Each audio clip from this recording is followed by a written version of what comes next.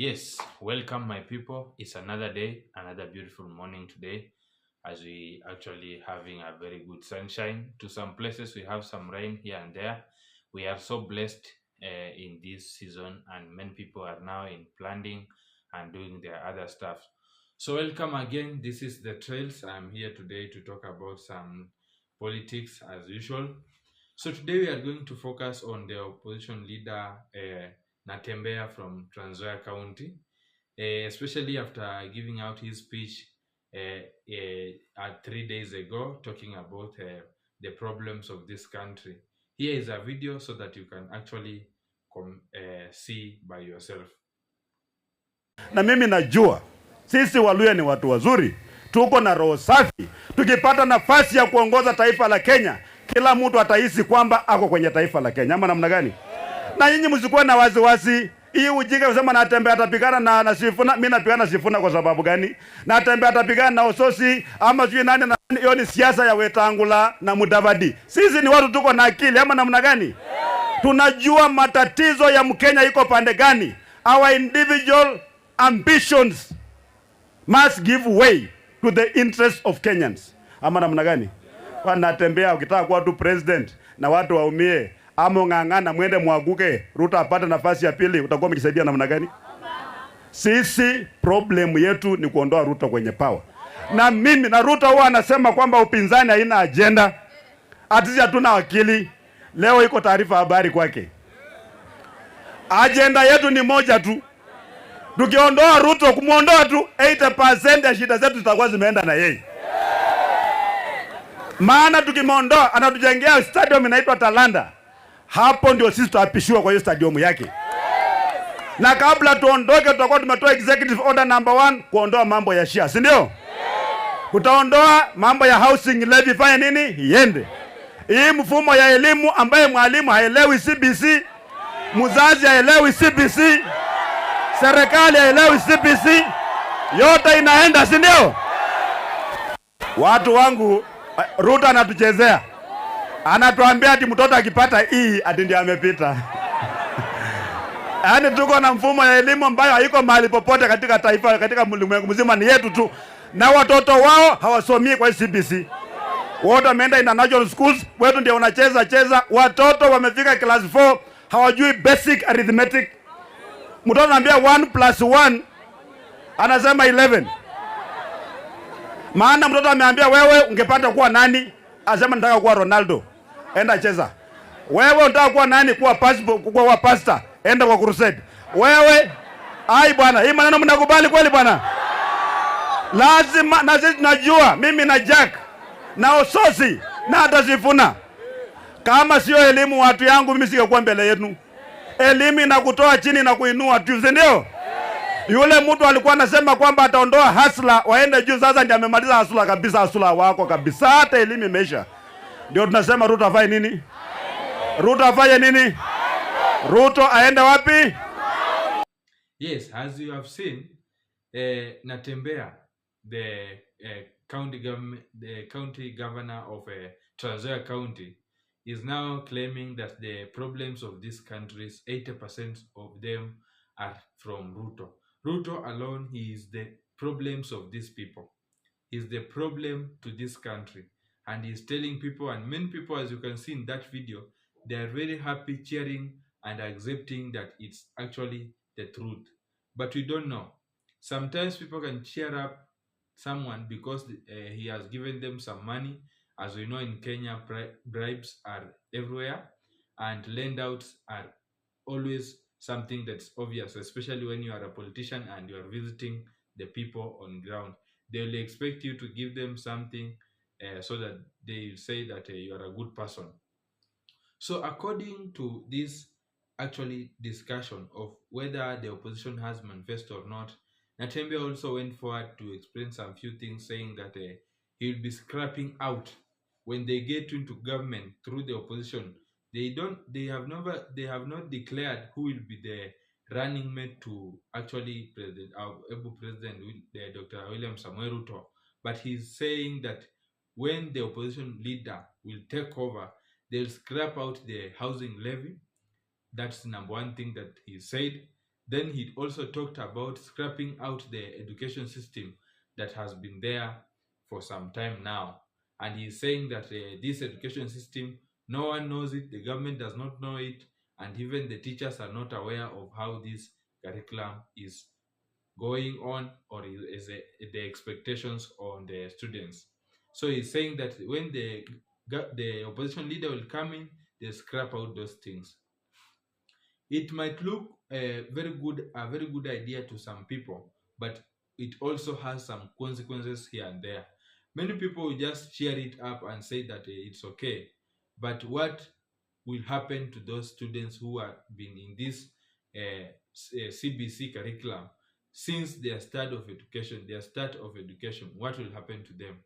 Will they switch again to another the oldest fashion, whereby the 844 system? Will it be possible?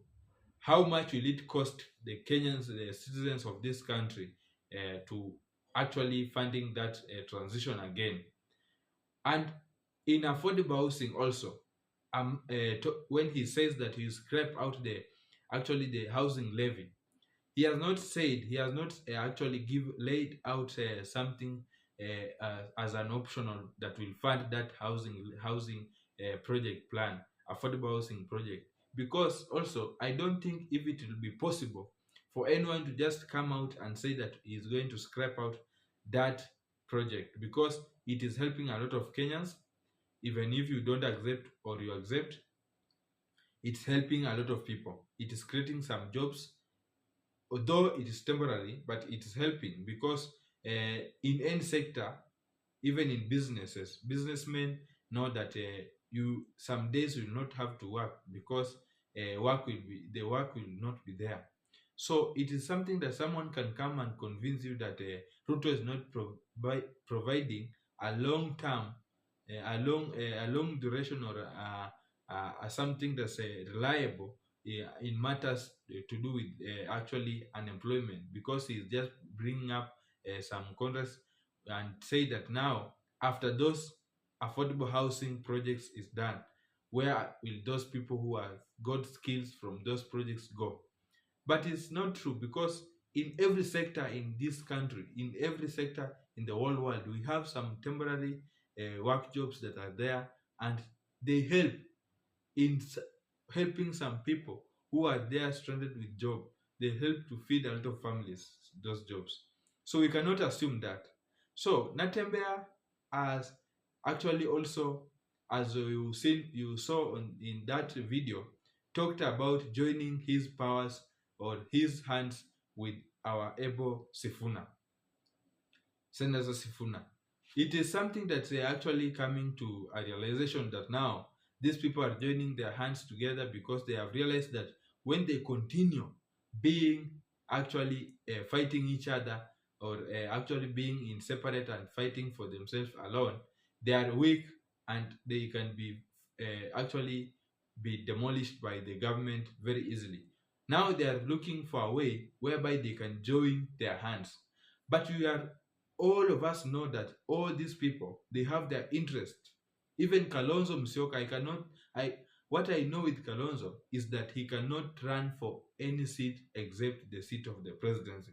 He cannot run for the deputy presidency. Now, Gashagwa, on the other hand, he might have a chance of running or not, but high chances are there that Gashagwa will not run. He will only be pushing for his people who are in his party to get some seats in some region, so that he can continue to have power and say in the parliament, and also as opposition leader or as in the government. So for the another part of Sifuna can accept to be even the deputy president, or even a CS. He is still very young, especially in financial capacity and even in politics. With the same thing to Babu Owino, and the same thing to someone like Natembea. He cannot run this country. He's still young for that one, and we all know very well. For someone like Matiang'i, also, he cannot run for the deputy. He only wants the presidency, which is now comes up with a very hard situation for these two people. Even if they join, they will be fighting for some seats here and there because everyone wants the best, everyone wants the power, and they are all fighting for power. Someone like Orengo, we all know that Orengo now, I don't think if Orengo can accept to run for a deputy president. I don't know. But high chances are there that he can declare to be running for the presidency in this country at the end because he also wants power. He knows that actually the ODM party is broken down. It's facing a challenges here and there. They are not together like in the other years whereby Raila was actually the coordinator, someone who was consolidating them together, helping them to reason and making decisions that were very helpful to this country. I remember in 2024 during the Gen Z demonstrations, despite Raila Amolo Odinga having his own actually interests in the opposition fighting for power, he came down after those actually demonstrations and joined hands with Ruto so that he can help this country. He actually visualized what is going on and actually had something that helped a lot of people. Now, a lot of Gen Zs are saying that they went to that mandamano without their full knowledge about what was going on. Most of them, they were not aware who was sponsoring that demonstration and the aim of that session. Because as all have come to realize is that you cannot overthrow a government by going or demonstrating into parliament or into the state. It's society because you can that one is only expressed as a coup to the government. It is not possible. So I can also see Gachagua at this time. He is talking so much about how the government is so bad and actually raising the emotions of some Kenyans who don't think logically by saying that actually the Ruto is the worst president we are having.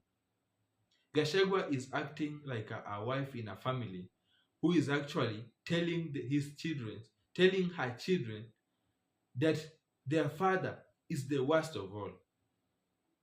And it's not true.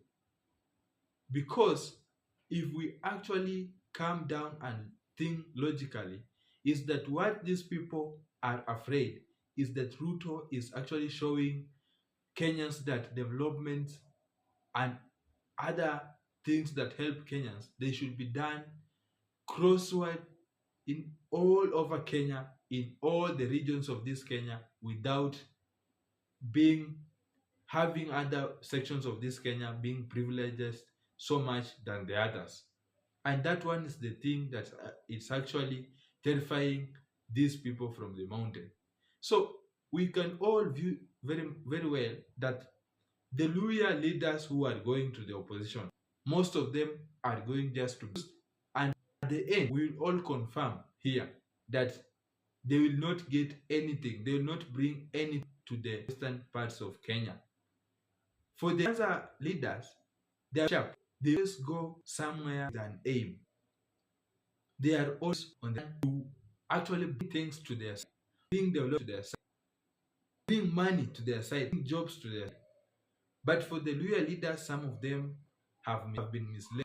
That speech, the same speech of Nadia, you will see he was fighting Wangula and everybody at the time. He was fighting them by creating and saying that they are the people themselves and have brought nothing to the western of Kenya. But not true. We all know what they done. We all know what they done. So like his own people who were supposed to be with him all the time rejected him. They never vote where he tells them to vote. Even in this regime of KK regime, so much ashamed because even after being told that this is the one to follow, they never voted for Ruto. And now, this that Ruto is in the projects that they have seen. We can even go to and see what the government has done. In many years, the governments have been doing nothing in those counties. We can say so. It is true. Something that when you walk to those cities, and even the people from the mountains are saying, some leaders from Mount Kenya are saying that the government is actually giving these people villages. But the West people are dumb, cannot see. it is very shameful. We have to open our eyes and see what is happening in our region. So today, let's end there as I allow you to think of this as we go on to think logically out of emotion. You know, most of these people from the opposition think that only someone can only help you by giving you money. It's not true. The best you do for anyone is by showing them, teaching them how to fish. Thank you much. This is Dales. Please feel free to subscribe to my channel that you can actually be informed when I post my videos and think with me. I allow them to comment on the channel so that they can give their views. We can read together, share the knowledge, and whenever I will come to learn also from you. You can press the bell there so you can be informed and be notified very early when I post my videos. Thank you so much. Welcome.